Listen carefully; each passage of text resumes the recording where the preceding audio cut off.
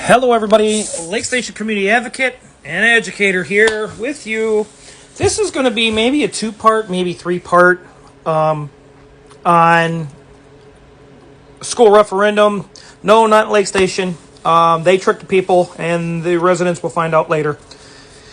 This is on a community just near us that is throwing a referendum, and yeah, referendums they're not well. If there's some transparency and accountability, and so, with the way things are being done, and there's internal controls and they're working properly, it could be a decent thing.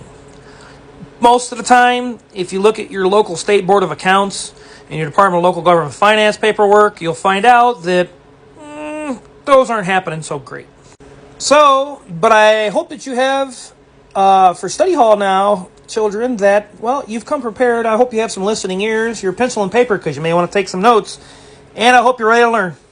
So it's time to do a little critical thinking. Do you want your taxes going up?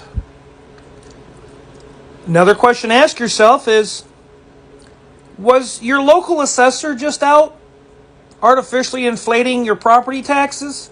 Because I know in our community there were people that their taxes, their assessed values went up $20,000, $30,000, $40,000 on their home. And, when that goes up that far, that's quite a bit that they can prove that they may need your taxes.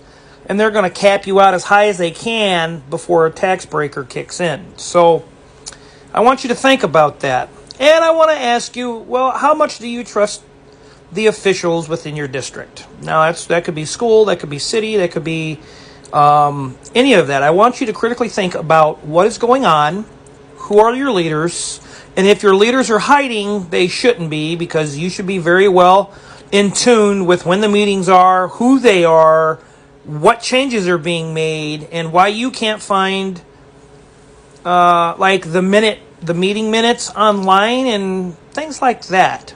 So I'm going to show you, and I'm going to run down a lot of things for the local Hobart referendum, because, Lake Station tried shutting me down quite a bit, and they control the media, and I've already been blocked off of one of the schools. I guess you can call it a PAC website for them. So I want everybody to do a little deeper thinking and understand that with property tax caps, when schools start talking of property tax caps, the 1%, 2%, and 3%, 1% of homestead, 2% of residential, 2% of long-term care property, 2% of agricultural land, 3% of non-residential properties, and 3% of personal property. All right, so there are definitions for this. It's on the Department of Local Government Finance, State of Indiana. It's there for everybody to see. It's a 2-page document, pretty simple.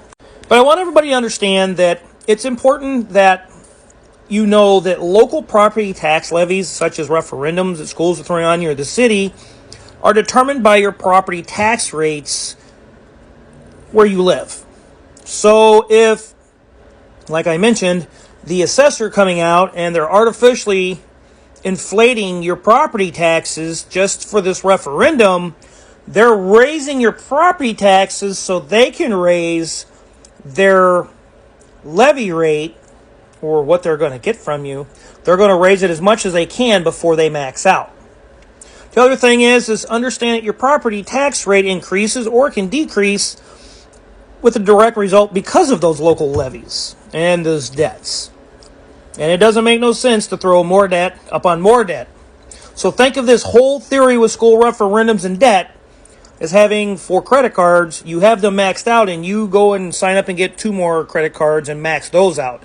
It may look like you have riches and you're doing great and you're wealthy, but deep down inside and in due time, the bills are always due, and it shows that you're actually broke. So tax caps ensure that your property, basically as an owner, that you're not actually paying more than the fixed percentage of the property's gross assessed value. And again, I mentioned, if the assessor was out this past year, like it was with ours, I'm going to guarantee you your assessed property value probably went up 20, 30, 40 grand. So I want everybody to critically think about that.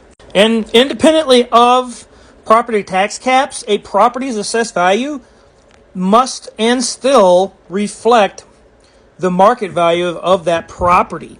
Okay, so assessed values are annually adjusted, increased or decreased, and they have to reflect that value in use. Okay, and they're going to use everything like gazebos, a pool, a deck, a patio. They're going to use all of that stuff as best they can to raise your property as fast as they can, because they want to get that referendum and prove to everybody, yes, there's a higher rate of taxes going on here, so we deserve more, and that's what's basically going on. But right now it's time for a little homework. And what I mean by homework, well, while all this goes on, usually PACs, which are political action committees, which are like political machines, usually on the Democratic side, that they usually help everybody on that portion or that favoritism side of politics of making sure that they get money. Now, if you're a Republican, you know that, well, fiscal responsibility, accountability, and transparency goes very far. And so we know that that's not coming from Republicans. But they will gracefully blame Republicans for a lot of losing school funds and things of that nature. So as you see here, coming from this here website or the social media page that I was blocked from seeing, I would still manage to get this information because residents know they're tired of being overtaxed and there's really no reason for it.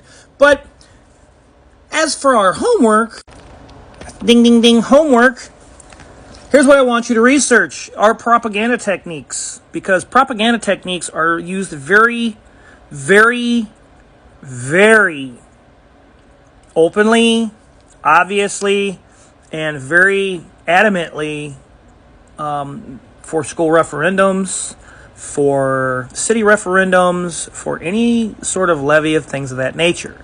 And they'll always go, well, please don't listen to any rumors. Please come to us. We are the source for authority, as, you know, it's supposedly taught in schools that, well, children learn that authority comes from a teacher or someone in authority, and that's where truth comes from. That is not true. That is a falsehood. That is something to maybe research. Just simply research propaganda techniques and then go read some examples. But let me kind of let's get going on this. So on here, you will see that coming from this website, and they're saying that's Department of Local Government Finance. So they're trying to like, ooh, look what we got. The problem is that's actually not from the local Department of Local Government Finance. It is from the school website. And yes, the school kind of maneuvered. I went through it, and some of the stuff you can't click on the links because it just won't let you look at it. In other aspects, either way, please, we ask you to know the difference between fact and rumor. We will provide the facts and documents. Feel free to contact us with any questions. Now, remember I spoke about propaganda. We will provide the facts and documents because the Department of Local Government Finance and State Board of Accounts won't show it, right? They're not factual. No. That's funny because it's all there for all to see. And I think I'll probably go through this in part 2, maybe even part 3. I'll try to get it all out in part 2, however. So feel free to scroll back. It's lunchtime. Take a little research. Have a little food. And a little food for thought, really. And I want you to think about what I just showed you.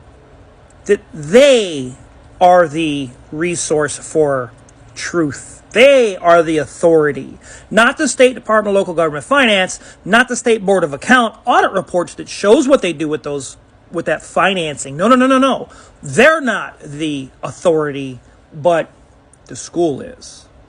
So it's time to take a bus ride. Hope you have a great ride home. I hope you are a little engaged. So as you're on your way home, I want you to think about a little bit of the homework that you have to do. Stay with me for part 2 of Hobart School Referendum. And I'm the Lake Stage Community Advocate and Educator. Ka-chow. Demand some integrity, some accountability, and transparency from your school administrators and your city administrators, because trust me, it's going to go a long way. And I think that what they're telling you, you're going to find it's going to be a whole lot different. Until next time.